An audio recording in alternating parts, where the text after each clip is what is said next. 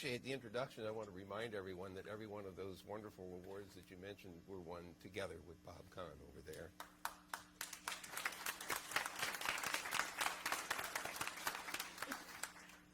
The word quaint got used twice today, and I fear that I'm going to have to use it again because I have a very simple kind of presentation for you. I want to go back in time to see how it is that this whole process evolved and why it was so important to the success of information technology and networking in our history. So I don't think this is going to be readable on any screen except that one. It says, stay downwind and back away slowly. The last time I heard of these things got together, the internet got started, or it got created. So, I don't know, we got a whole collection of them right here in this room. Well, let me go back in time for a moment and remind you about how outlandish and uncertain the idea of packet switching was. Paul Barron had explored an idea much like that when he was at Rand Corporation, looking at a reconstitutable command and control system that was going to use digital voice communication and message blocks that would be distributed across the radio network using what he called the hot potato routing algorithm, which basically said, get rid of the packet, somebody else will take care of it. Len Kleinrock over on the left, Paul's in the middle, and no longer with us, I'm sorry to say, but not before huge contributions were made over the course of his career. Len Kleinrock was a student at MIT, and his dissertation was all about the statistics and stochastic nature of message switching, and in particular looked at the mathematical properties of what today we would call packet switching, although he didn't use that term either. And Larry Roberts on the right-hand side, who had been at Lincoln Laboratories, was coerced to come, there's a whole story behind that, we don't have time for it, but he was coerced to come to ARPA to lead the ARPANET implementation program. And those three guys were really key to getting that project started. Now, I've left out J.C.R. Licklider and Bob Taylor and lots of other names. Everyone here understands that there are literally hundreds of people who can and should be acknowledged for their contributions to all of these things and their participation in the interagency program that NITRD represents. We just don't have time to mention all of them. Let me go over to this picture, which Bob, I'm sure, will remember. This was the IMP team, the IMP guys at Bolt, Beranek, and Newman. It's hard for you to believe that the guy on the far right is Bob Kahn, but that's what he looked like around 1968. I don't mean anything offensive about that, Bob. I mean, I don't recognize myself in the mirror anymore either. But this bunch of guys put together the IMP. And that's a picture which, if it isn't the one at UCLA, it looks a lot like it. And I was there as a graduate student. And I remember when this thing arrived, it was in, 32 gauge steel. I mean, it was this incredible thick cabinet with some hooks on the top as if you could lower this thing down with a helicopter. I assumed that BB&N put it together thinking it might go into some military installation and it would need to be protected. It was actually, I concluded later that the reason it was put into such a hardened shell is that it was surrounded by undergraduates, and that was the most hostile environment possible. So the original packet switches of the ARPANET took up about a refrigerator-sized amount of space. Of course, today it's the sort of thing you can carry around in your pocket. The original ARPANET installation at UCLA was very quickly followed by three other sites, SRI International, UC Santa Barbara, and Utah. I remember writing software for the Sigma 7 and Bob Kahn coming out to test the network. We would write a test overnight, and then he would run to crash the system. He had wonderful theories about why it would break. His colleagues didn't believe him, so he set about demonstrating that by simply setting the conditions up. The first 12 packets in the network fell over. So it was a very impressive demonstration of needing to go back and redo some of the algorithms. Then came a paper that we jointly wrote and published in 1974 describing an idea for interconnecting packet switch nets together after the very successful demonstration of the ARPANET in 1972 in Washington, D.C. It very quickly, during the early 1970s, under Bob's leadership, we pursued packet radio, mobile packet radio, and also packet satellite as other alternative ways of doing packet switching, driven, from my perspective anyway, by the idea that the military, if it wanted to do command and control and use computers for that purpose, would have to put computers in mobile vehicles, in aircraft, ships at sea, as well as fixed installations. And since we couldn't put wires on the ships to connect them together because the wires would get all tangled up and the tanks would run over them and break them, we had to use radio of various kinds. So we ended up with different kinds of packet switch nets. And much to Bob's credit, his notion of open networking specifically involved creating different networks using different technologies, even though based on packet switching, but they had different characteristics. And so somehow or other, we would have to find a way of allowing multiple implementations of packet switching to interwork with each other. And of course, that was the internet problem. Now, what I think was most significant for the early stages of internet development, this is all prior to the time of creation of the NITRD, and actually largely in advance of a lot of the networking going on in other parts of the agencies. This was the first demonstration of all three of these networks, packet radio, packet satellite, and ARPANET, working together using TCP/IP. We had somebody driving up and down the Bayshore Freeway in the packet radio van, radiating packets going through a gateway that went all the way across the ARPANET to Europe, and then down to London, then out through another gateway, up over the packet satellite net, then down into ECAM, West Virginia, back through another gateway into the ARPANET, and all the way across to USC Information Sciences Institute in Marina del Rey, California. Now, that's only 400 miles away from San Francisco, but the packets went about 100,000 miles, and incredibly it worked. And I remember leaping up and down thinking this is impossible. It couldn't possibly work. It's software, right? Software never works. So that was a very important milestone from my point of view. Now, so what's important, though, is that this demonstration was done in 1977. During this period of time, there were computer networks being built, but they were largely proprietary. And our colleagues, for example, the Department of Energy, recognizing the importance of having these networks, built them, but they used other technologies to do it. So there was the MuffyNet, which was for the fusion experiments. There was another, what's the other? Oh, HEPNet, the High Energy Physics Net, both of which, as I recall, were based on digital equipment technology, networking capability. And then there was SPAN, the Space Physics Network, that the NASA guys were using, again, if I remember correctly, using Digital Equipment Corporation technology. But our friends at NSF, recognizing the utility of networking, as shown by the computer science departments that DARPA was supporting, decided that they wanted to do the same kind of thing for the academic universities that were not part of the DARPA program but were being funded by NSF. And so the Nsfnet came out of that. Now, at this point, it's about 1985 or 86. The first Nsfnet implementation was running with Dave Mills' fuzzballs. That's a computer, by the way. I didn't mean anything biological about it. So the point here is it started at 56 kilobits, which was the data rate on the ARPANET, but very, very quickly was swamped by the demand, and the Nsfnet reconstituted its plan to run on T1 lines, and then very quickly thereafter DS3 and further to 155 and 622 and so on. In fact, I recall, and it made reference earlier to the 1986 hearing that then Senator Gore held, that Bob Kahn attended.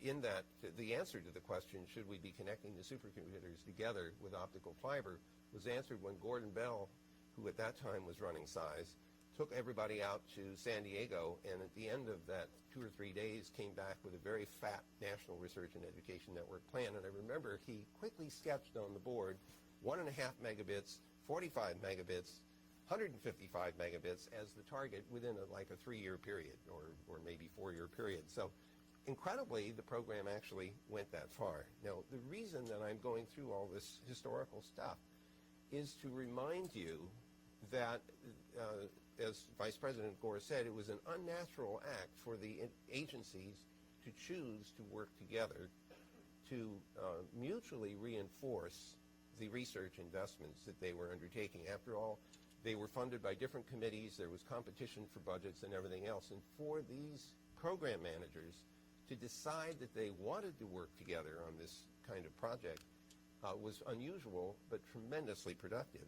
So we found these multiple networks now after 1983, when the Internet itself was formally launched, were being interconnected together. With the ARPANET was split into the MILNET and the Research ARPANET on January 1st, 1983, with all of these other things connected around.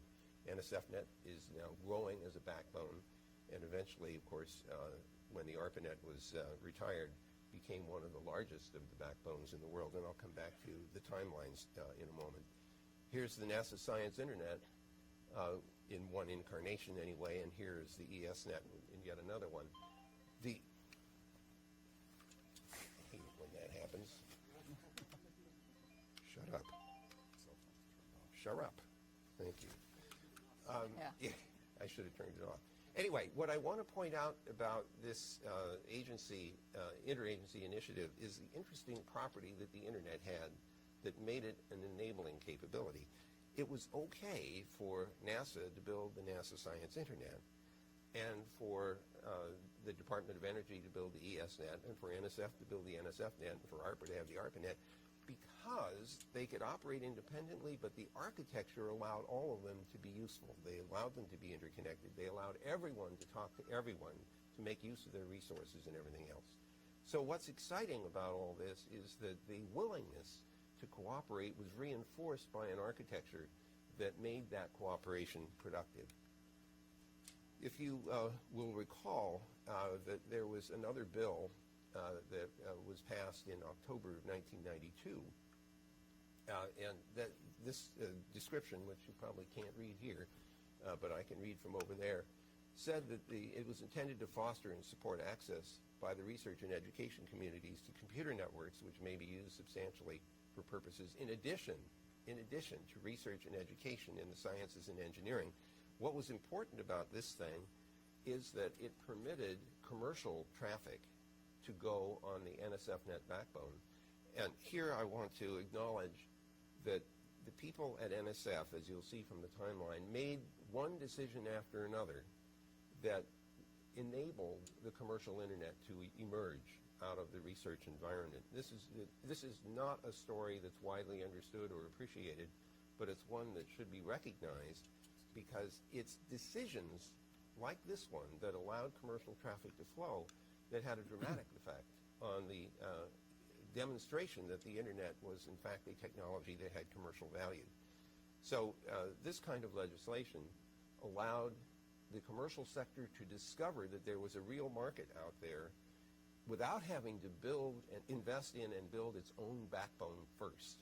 And that kind of lowering of barrier to discovery of commercial utility is the kind of leverage that the government is capable of taking. It can make investments that demonstrate this kind of capability.